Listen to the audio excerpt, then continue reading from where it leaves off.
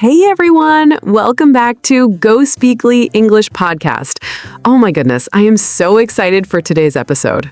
Haha, I can feel your energy already. Well, everyone, this is going to be such a good one. You know what? I've been teaching English for 9 years now. And if there's one thing students tell me again and again, it's this. They struggle to talk about their feelings. Like they know what they feel inside, but finding the right English words, that's the hard part. Oh, absolutely. I mean, even native speakers sometimes go, I don't know how to say this, you know? So imagine learning English and trying to express something as personal as your emotions. Exactly. And that's why today we're diving deep into this topic. We're going to help you talk about your emotions when words feel really, really hard to find. So whether you're happy, sad, confused, excited, angry, or anything in between, by the end of this episode, you'll have the words and the confidence to express yourself. Yes. And hey, before we jump in, if you're new here, I'm Sophie. And I'm Daniel, and together we make English learning fun, practical, and super easy to understand. We upload fresh episodes every Monday, Wednesday, and Friday, so you're always getting new content to practice with. And if you haven't already, please hit that like button, subscribe to GOSPEAKLY English Podcast, and turn on notifications so you never miss an episode.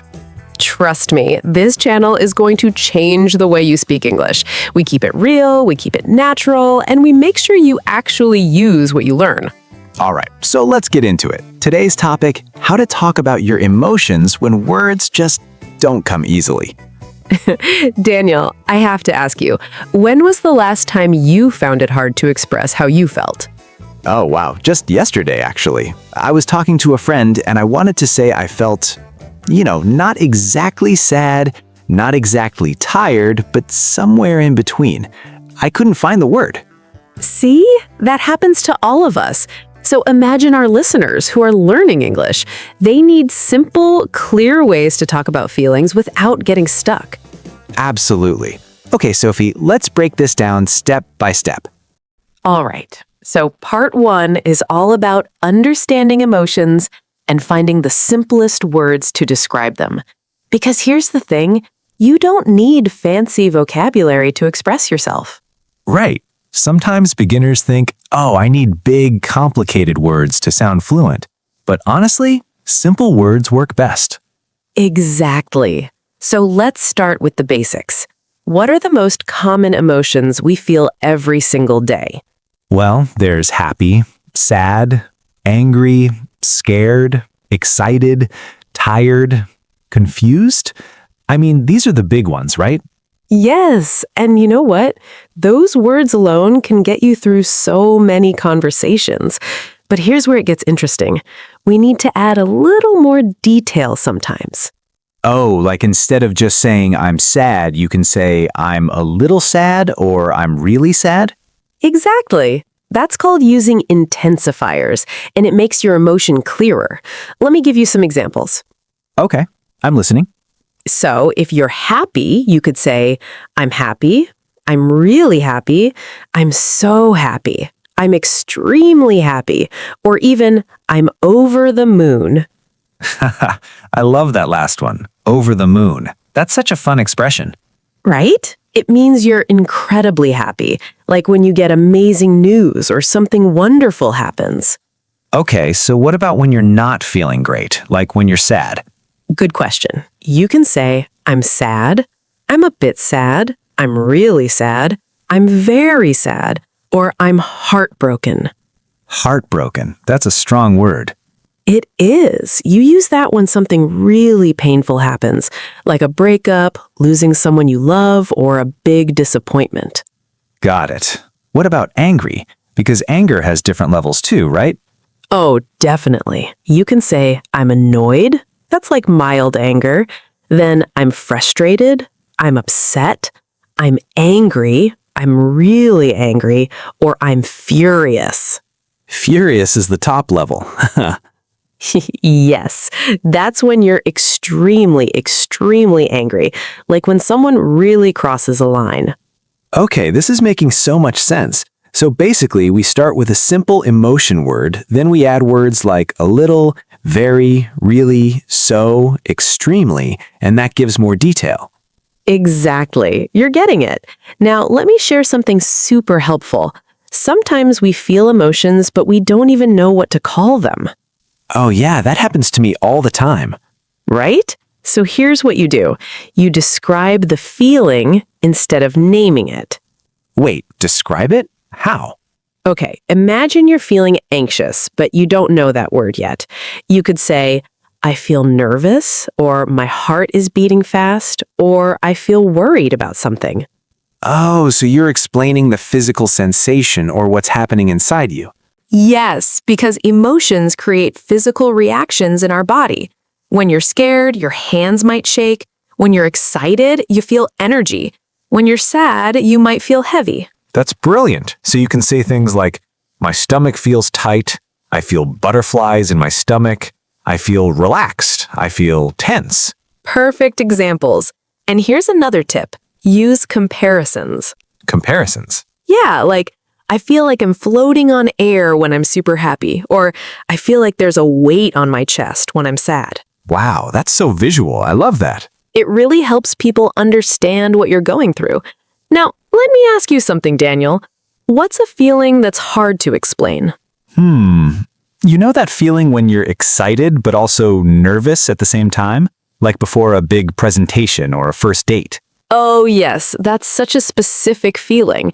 In English, we sometimes call that feeling anxious excitement or nervous excitement. Oh, okay, so we can combine two emotion words? Absolutely. You can say, I'm happy but tired. I'm excited but scared. I'm proud but nervous. Mixing emotions is completely normal. That's so helpful because life isn't black and white, right? We feel multiple things at once. Exactly. And admitting that makes you sound more natural and honest. Nobody feels just one pure emotion all day long.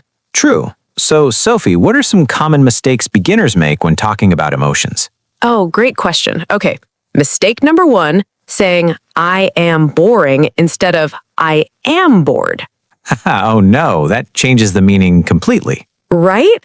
I am boring means you as a person are not interesting, but I am bored means you feel bored, like nothing exciting is happening. So the ed ending is for how you feel, and the ing ending is for what causes that feeling. Exactly. So, I am tired, not I am tiring. I am confused, not I am confusing. I am excited, not I am exciting, unless you're describing yourself as an exciting person. Got it. What's another mistake? Mistake number 2, using the wrong preposition, like saying, I am angry to you, instead of I am angry with you or I am angry at you. Oh, prepositions are tricky. They are. Here's a quick guide. You're angry with a person, angry at a situation, worried about something, excited about something, afraid of something, proud of someone. Okay, let me practice. I'm worried about my exam. I'm excited about the weekend. I'm afraid of spiders. I'm proud of my sister. Perfect. You nailed it. One more mistake. Using very with certain words that are already extreme. What do you mean? Okay, so you can say very happy, very sad, very angry, but you can't say very furious, very exhausted, or very terrified, because those words already mean extremely something. Oh, so furious already means very angry. Exactly. So you'd just say, I'm furious, not I'm very furious. Same with exhausted. That already means very tired. This is gold. Our listeners are learning so much right now. I hope so. Okay, let's move into part 2, where we get into real conversations and practice scenarios. All right, everyone, welcome to part 2. Now we're going to show you how to actually use these emotion words in real conversations. Yes, because knowing the words is one thing, but using them naturally in context, that's where the magic happens. So, Sophie, let's start with a common situation. Someone asks you, how are you feeling today? Okay, great example. Most beginners say, I'm fine, or I'm good, and that's it. But if you want to connect with people, you need to say a bit more. Right. So how would you answer that question more naturally? Well, it depends on how I actually feel. If I'm doing well, I might say, I'm feeling great today. Thanks for asking. I had a good night's sleep and I'm ready for the day. Nice. You gave a reason too. Exactly. People love when you explain a little bit. It makes the conversation flow better. Now, if I'm not feeling great, I might say, honestly, I'm feeling a bit tired today. I didn't sleep well last night. And that's honest without being too negative, right? Right. You're sharing your true feelings, but in a friendly way. You could also say, I'm feeling a little stressed because I have a lot of work, but I'm managing. Oh, I like that. But I'm managing. That shows you're handling it. Exactly. Now, here's something important. In English-speaking cultures, it's okay to share your feelings, but you don't want to overshare with strangers or colleagues. What do you mean by overshare? Like, if your colleague asks, how are you doing, you don't need to tell them your entire life story. Keep it brief and friendly. So save the deep emotional talks for close friends and family. Exactly. With close people, you can say, I'm feeling really down today. I need to talk. Or, I'm going through a tough time. Can we chat? And those people will understand and support you. Right. Now, let's practice some specific scenarios. Daniel, imagine you just heard some bad news. How would you express that? I'd probably say, I just heard some bad news and I'm feeling really upset right now. Perfect. And if someone asks what happened, you can decide how much to share. You could say, I don't really want to talk about it right now. Or you could explain a little. What if you're feeling overwhelmed, like everything is too much? Great question. You could say, I'm feeling overwhelmed. I have so much on my plate right now. Or, I'm feeling stressed out. I need a break. On my plate. That's an idiom, right? Yes, it means you have a lot of responsibilities or tasks to handle. It's super common in everyday English. Love it. What about positive emotions, like when something amazing happens? Okay, imagine you just got a promotion at work. You could say, I'm so excited, I just got promoted. I can't believe it. Or, I'm over the moon. I got the job I wanted. And I bet your face shows it too. Exactly. Your tone of voice and facial expressions add so much to emotional conversations. Even if someone can't see you, they can hear the excitement in your voice. True. So what about when you're trying to comfort someone who's feeling bad?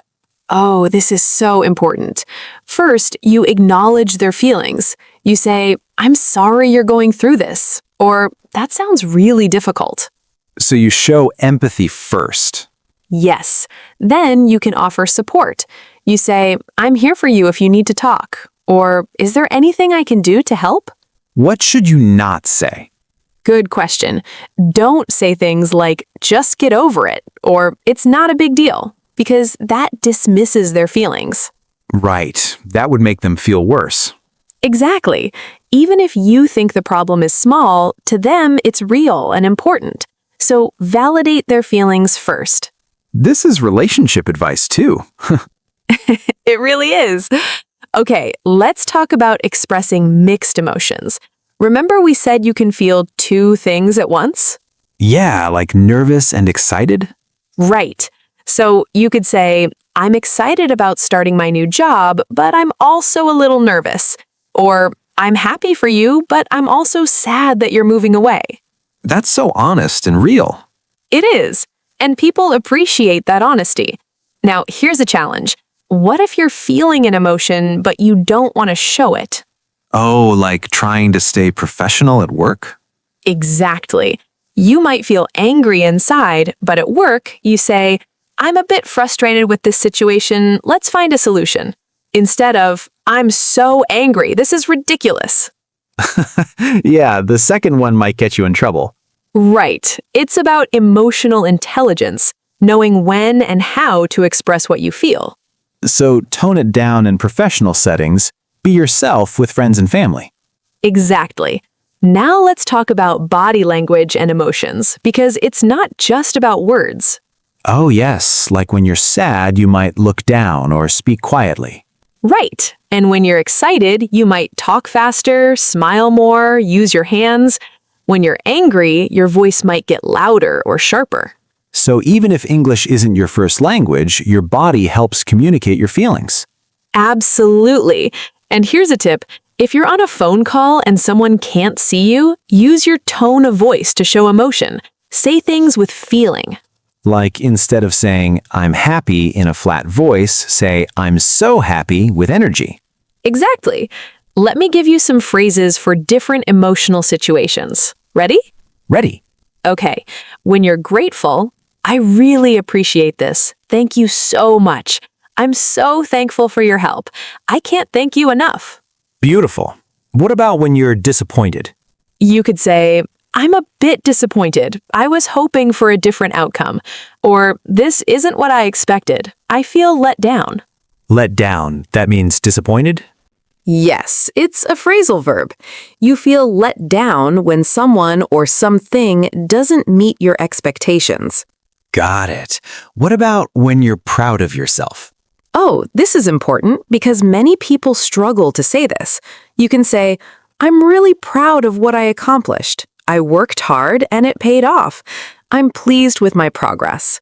Why do people struggle with this? Because in some cultures, talking about your achievements feels like bragging, but in English, it's okay to acknowledge your success humbly. So it's about confidence, not arrogance. Exactly. Now here's a fun one. What about when you're feeling silly or embarrassed? Oh, I have those moments. Right? You could say, I feel so silly, I made a mistake. Or, I'm a bit embarrassed, I forgot your name. Or, oh my goodness, that was awkward. Awkward is such a useful word. It really is. It describes those uncomfortable moments we all have. Okay, last thing for this part. Let's talk about asking someone else how they feel. Oh, yes, because it's not just about expressing your own emotions, right? Right. You want to check in on others, too. You can say, how are you feeling? Is everything okay? You seem a little quiet today. Is something on your mind? Those are gentle ways to open up a conversation. Exactly. And if they say they're fine, but you sense something's wrong, you can say, are you sure? I'm here if you want to talk. That shows you care without being pushy. Exactly. Okay, I think we've covered so much today. Let's wrap this up. Wow, what an episode. Daniel, I feel like our listeners just got a masterclass in talking about emotions. Absolutely. I mean, we covered everything from basic emotion words to real conversations, mistakes to avoid, and even how to comfort others. And remember, everyone, expressing your emotions in English doesn't require perfect grammar or fancy vocabulary. It requires honesty, simplicity, and practice. Right. Start with simple words like happy, sad, angry, scared, excited, and build from there. Use intensifiers like really, very, so, extremely to add detail. Describe physical feelings when you can't find the exact word, and don't be afraid to mix emotions. I'm happy but nervous is totally fine to say. And here's your homework challenge for today. I want you to check in with yourself right now and describe how you're feeling. Use at least 3 words. Yes, write it in the comments below. Tell us, how are you feeling after this episode? Are you excited, motivated, curious, a little tired? We want to hear from you. And if you found this helpful, please hit that like button, subscribe to GOSPEAKLY English Podcast, and share this with someone who's learning English. We upload fresh episodes every Monday, Wednesday, and Friday, so make sure notifications are on. We have so many amazing topics coming up. Thank you so much for spending time with us today. Keep practicing, keep speaking, and remember, Your emotions are valid, and you have the words to express them. See you in the next episode. take care, everyone. Bye. Bye.